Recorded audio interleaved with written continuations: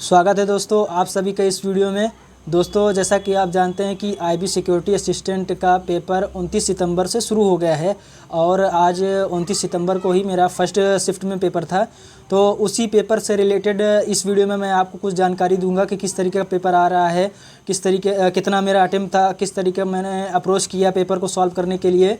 तो उसी सब के बारे में मैं आपको इस वीडियो में बताऊंगा। उसके साथ ही साथ दोस्तों मैं ये बता दूं आपको कि मैं आज तक कभी भी आईबी का पेपर नहीं दिया हूं, ना तो एसीआईओ का दिया था ना तो सिक्योरिटी असिस्टेंट का। मैंने केवल और केवल मेजर दो एग्ज़ाम का ही पेपर दिया है। एक एसएससी का, मेजरली एसएससी का दिया है और दूसरी तरफ आरआरबी का पेपर दिया है। तो मतलब आईबी को लेकर के थोड़ा मैं एक्साइटेड था कि किस तरीके का पेपर आता है। और साथ ही साथ वीडियो वगैरह यूट्यूब वीडियो में भी मैंने देखा था कि हाँ पेपर अच्छा खासा आता है, एसएससी से थोड़ा क्या बहुत ज़्यादा अच्छा रहता है एसएससी का पेपर। तो देखिए दोस्तों मेरे हिसाब से तो पेपर ये है कि थोड़ा सा एसएससी का अलग था, एसएससी से थोड़ा अलग था आईबी सिक्योरिटी असिस्टेंट का पेपर। एसीआईओ का मैंने पेपर दिया नहीं था, सिक्योरिटी असिस्टेंट का दिया हूँ। उसकी के बारे में बताऊँगा कि पेपर किस तरीके से अलग है।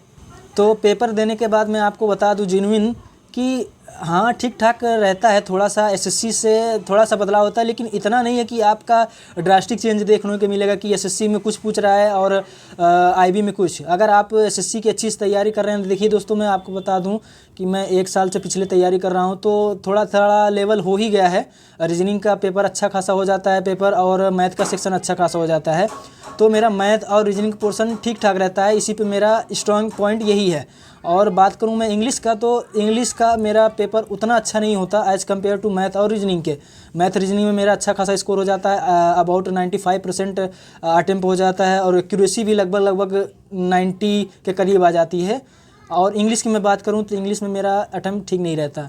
अगर मैं आईबी सिक्योरिटी असिस्टेंट का बात करूं तो मैं आपका सबसे पहले मैथ के पोर्शन को मैं बताऊंगा। जैसे कि आप जानते हैं 20-20-20 करके आपका पूरा पोर्शन रहता है, 100 क्वेश्चन रहता है, 1 घंटे में करना होता है। तो मैथ में मैं 1 साल से पिछली तैयारी कर रहा हूँ तो मुझे उतना ज़्यादा प्रॉब्लम नहीं हुआ। बट मैं ये कहूँगा कि हाँ एसएससी से थोड़ा सा चेंज रहता है। आपको एसएससी से थोड़ा सा चेंजेस देखने को मिलेगा इन कैलकुलेशन पोर्शन की, थोड़ा सा कैलकुलेटिव पोर्शन बनता है। मॉडरेट में आप कहेंगे, इजी तो नहीं कहेंगे, मॉडरेट में आप कह देंगे कि हाँ आईबी का जो मैं पेपर दे के आया वो मेरे हिसाब से मॉडरेट में था। ठीक है। रीजनिंग पोर्शन की मैं बात करूं तो रीजनिंग पोर्शन भी आपका लगभग एसएससी से मैच करता है। एसएससी से मैच करने का क्या मतलब कि जैसे आपका ये एसएससी में क्लॉक और कैलेंडर का आप जैसे बुझ ही गया है, मतलब बुझ क्या गया मतलब उससे पूछता ही नहीं है, कभी कभार पूछ लिया। तो इसी तरीके से उसमें भी आईबी सिक्योरिटी असिस्टेंट में भी नहीं पूछा था। उसके अलावा आपका यही सिटिंग अरेंजमेंट, सिलोजिज्म और वो अल्फ़ाबेटिकल सीरीज़, न्यूमेरिकल सीरीज़ से इसी से आपका क्वेश्चन पूछता है। 1-2 क्वेश्चन करके इर्द गिर्द यही पूछ रहा था। और इसके साथ ही साथ रीजनिंग में आपका ऑर्डर और रैंकिंग से भी क्वेश्चन था, syllogism, order, ranking, alphabetical series और ब्लड रिलेशन से भी क्वेश्चन था। ब्लड रिलेशन से भी उसी तरीके का क्वेश्चन है जिस तरीके का एसएससी में पूछता है, मतलब कि समीकरण देकर a+b a-b इस तरीके का करके जो समीकरण बेसिस पे होता है उसी से रिलेटेड उसी के तरीके मतलब क्वेश्चन इसमें भी था। ऐसा नहीं कि बहुत ज़्यादा ड्रास्टिक चेंज था, बस उसी से रिलेटेड क्वेश्चन था।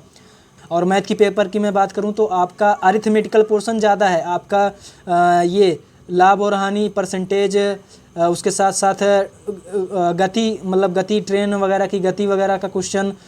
उसके अलावा आपका कार्य और समय वाला ये पोर्शन, ये आपका इस मतलब कि अरिथमेटिकल पोर्शन आपका ज़्यादा था, मोटा मोटा कहें तो अरिथमेटिकल पोर्शन आपका ज़्यादा था। और आपका एडवांस पोर्शन बहुत ही कम था। ठीक है। एडवांस पोर्शन में मेंसुरेशन वगैरह और ट्रिग्नोमेट्री वगैरह का सवाल था, बाकी बहुत ज़्यादा। अगर आप अरिथमेटिकल पोर्शन अगर अच्छे से तैयार है तो आप उसको कर सकते हैं।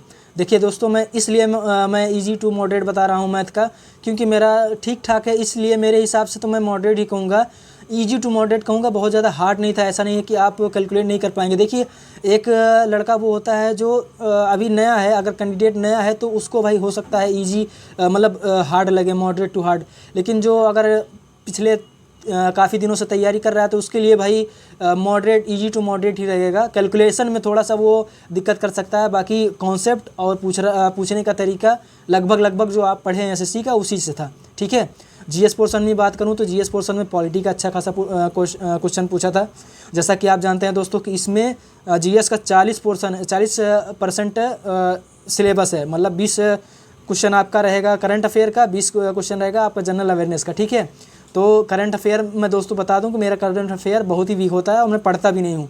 मुझे करंट अफेयर पढ़ने में थोड़ा सा परेशानी होती है, मैं पढ़ता भी नहीं हूँ कितना, क्योंकि इसलिए नहीं पढ़ता हूँ कि बीच में अभी जो एसएससी का पेपर होता था उसमें उल्टा सीधा करंट अफेयर पूछता था। कहीं 2024 में अगर मैं पेपर दे रहा हूँ तो 2023 का पूछता था, 2022 का पूछता था, तो मैंने करंट अफेयर पढ़ना छोड़ दिया था। ठीक है, तो अब लेकिन ये है क्या, ट्रेंड बदल गया है कि 2025 में पेपर है तो लगभग 2025 का ही पूछता है करंट अफेयर, तो उसी के रिलेटेड मैंने पढ़ा नहीं था। आपका एक ऑरेंज कैप से पूछा था करंट अफेयर में कि ऑरेंज कैप आईपीएल में ऑरेंज कैप का विजेता कौन था इस बार, इस तरीके का क्वेश्चन आपका पूछा था। तो करंट अफेयर मैंने पढ़ा ही नहीं था।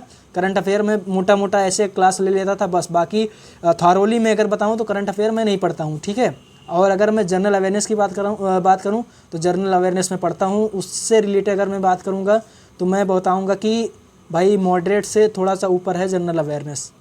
जनरल अवेयरनेस की मैं अगर बात करूँगा मैं कहूँगा भाई मॉडरेट से थोड़ा सा ऊपर है, कि आप अगर अच्छे से पढ़ाई किए हैं तो ही आप अच्छा अटेम्प्ट कर सकते हैं, नहीं तो जनरल अवेयरनेस में आप ज़्यादा अच्छा अटेम्प्ट नहीं कर सकते।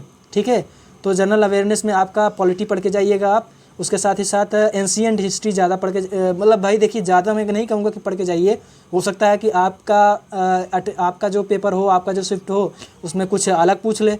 मेरे वाले शिफ्ट में तो एंशिएंट हिस्ट्री से पूछा था, एंशिएंट हिस्ट्री से मौर्य पीरियड से था, और आपका एक बुद्धिज़्म से था, बुद्धिज़्म से मौर्यन से था, और एक गुप्ता डायनेस्टी से था। इस तरीके से क्वेश्चन आपका पूछ रहा है।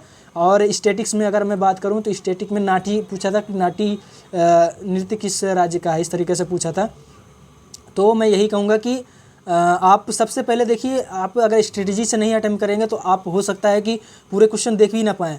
मतलब हो सकता है अगर आप स्ट्रेटजीज ना करें तो आप 80, 85, 90 में ही अटक जाएं और 10-15 क्वेश्चन आप देख ही ना पाएँ। तो मैं यही कहूँगा सबसे पहले आपको किसी भी प्रश्न में रुकना नहीं है, बहुत ज़्यादा समय नहीं ख़राब करना है, आपको स्किप करके आगे बढ़ना है।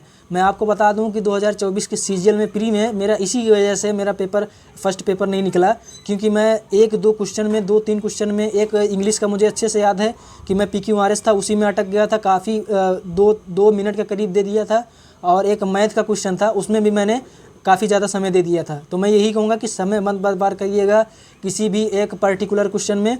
सबसे पहले आपको ये आपको प्रायोरिटाइज़ करना है कि किस तरीके से मैं अटेम्प्ट करूँ। अगर आपने ये प्रायोरिटाइज कर लिया, आपने ये प्राथमिकता लगा दी कि मुझे ये पहले क्वेश्चन अटेम्प्ट करना है, तो आप अच्छे से अटेम्प्ट कर लेंगे। और अगर आप किसी एक क्वेश्चन में ज़्यादा अगर समय दे देंगे तो भाई आपको परेशानी होगी, आगे आपको इस तरीके से परेशानी होगी कि आप सिली मिस्टेक कर सकते हैं, और हो सकता है कि आप पेपर भी पूरा ना देख सकें अगर नए बच्चे हैं या नए कैंडिडेट हैं। तो मैं यही कहूँगा कि सबसे पहले आप अपना स्ट्रेटजी बना लीजिए कि टाइम मैनेजमेंट आपको कैसे करना है। क्वेश्चन तो देखिए 100 ही है, एसएससी में भी 100 लगभग होता है, और आपका इसमें भी 100 ही है, बट आपको थोड़ा सा इसमें अच्छे से टाइम मैनेजमेंट करना है। ठीक है, तो इस तरीके से मेरा पेपर हुआ दोस्तों। इस तरीके से आशा करता हूँ कि दोस्तों आपका भी जो पेपर आगे होने वाला है वो बहुत ही अच्छे तरीके से हो, और आप अच्छे से पेपर दे के आएँ। तो देखते हैं कब इसका आंसर की आता है। आंसर की तो लगभग जल्दी ही आ जाएगा। एसएससी के तरीके नहीं है कि नौटंकी करेगा, एक महीने लेकर के रुलाएगा। हर तरीके से हम ट्विटर कैंपेन करें, हर चीज़ का ट्विटर कैंपेन करेंगे तभी मिलेगा क्या। तो आप वीक के अंदर ही उम्मीद कर सकते हैं कि आपका आंसर की वीक के अंदर का कि 5 दिन में ही हो सकता है आ जाए, 4 से 5 दिन में। तो देखते हैं दोस्तों किस तरीके से हमारा रहता है पेपर, आंसर की से ही पता चलेगा। बहुत ज़्यादा अच्छा नहीं हुआ है, फिर भी ठीक ठाक हुआ है। मैथ पोर्सन और रीजनिंग पोर्सन तो ठीक हुआ है, अगला 2-3 जो पोर्सन बचते हैं उसमें थोड़ा बहुत ही ज़्यादा अच्छा नहीं हुआ है। बस यही बातें थी आपको मैं बताने के लिए। आशा करता हूँ आपका पेपर अच्छा हो, अच्छे से पेपर दीजिएगा, और टाइम मैनेजमेंट अच्छे से करिएगा। बहुत बहुत धन्यवाद। ये वीडियो यहीं तक, मिलते हैं अगले वीडियो में।